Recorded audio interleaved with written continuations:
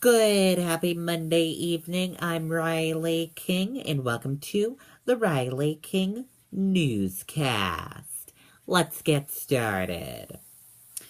First up, man accused of killing man in Manchester Park arraigned.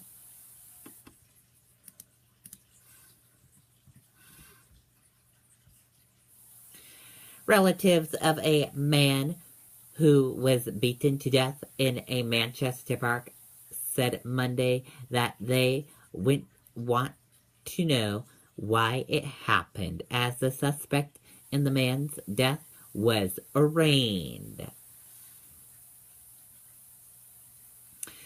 Jonathan Bidliogo, 34, was charged with second-degree murder in connection with the death of Richard Carlson, 61, police said. Bidliogo beat Carlson to death in August in Prout Park in Manchester. Bidliogo was arrested last week. Carlson's nephew, Eric Rockwood, said waiting and arrest has been tough. Authorities said Bidliogo repeatedly struck Carlson in the head, face, neck, and torso. Rockwood said there was no reason for Carlson to be attacked. Rockwood said his uncle had been down his luck for the past few years, but he still has no integral part of the family. Rockwood said there is no excuse for taking another life. Relatives of the victims said they wish they had heard a little more about the case during Monday's arraignment, but they understand that it's a long process. Bidliogo is being held without bail. He is scheduled to be back in court February 8th for a probable cause hearing.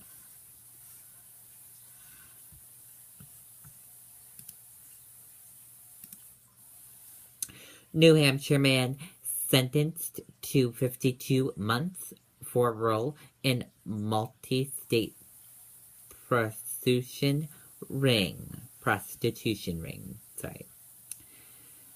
A Dover man was sentenced for his role in an interstate prostitution ring on Monday. U.S. Attorney General Emily Gray Rice announced that Edmond Mitchell, 37, of Dover, was sentenced to 52 months in prison after he pleaded guilty to aiding and abetting transportation for prostitution in September of 2016.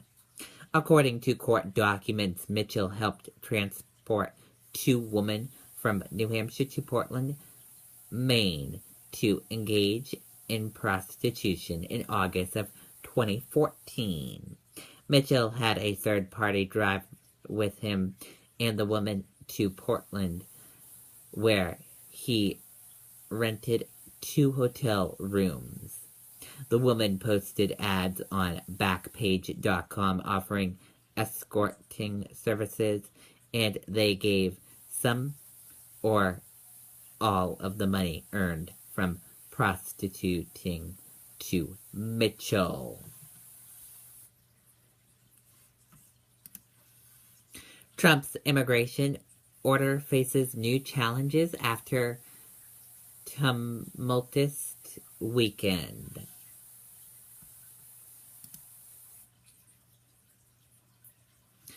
President Trump's executive order restricting travel and immigration from 7 Muslim-majority countries received a fresh wave of legal and political challenges today after a tumultuous weekend in which protests took to the streets in many American cities to voice their dissent.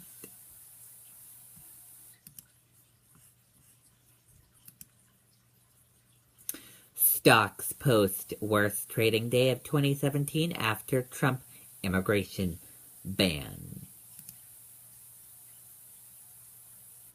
U.S. equalities closed lower on Monday, notching their worst day of the year as new measures taken by the Trump administration on immigration sent jitters throughout the market.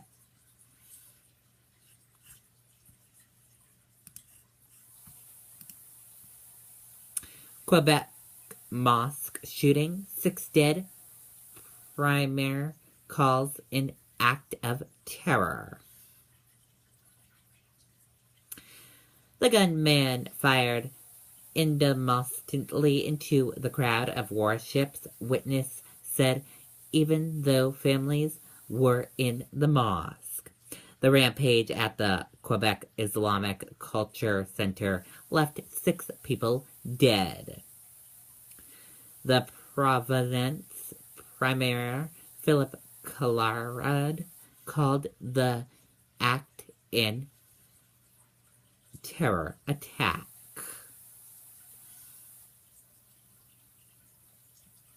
And that does it for the Riley King Newscast right here on the Riley King Network. I hope you all have a great rest of your Monday evening. See you back here at 8 p.m. for 8 p.m. news and weather. Good night, everyone. Bye.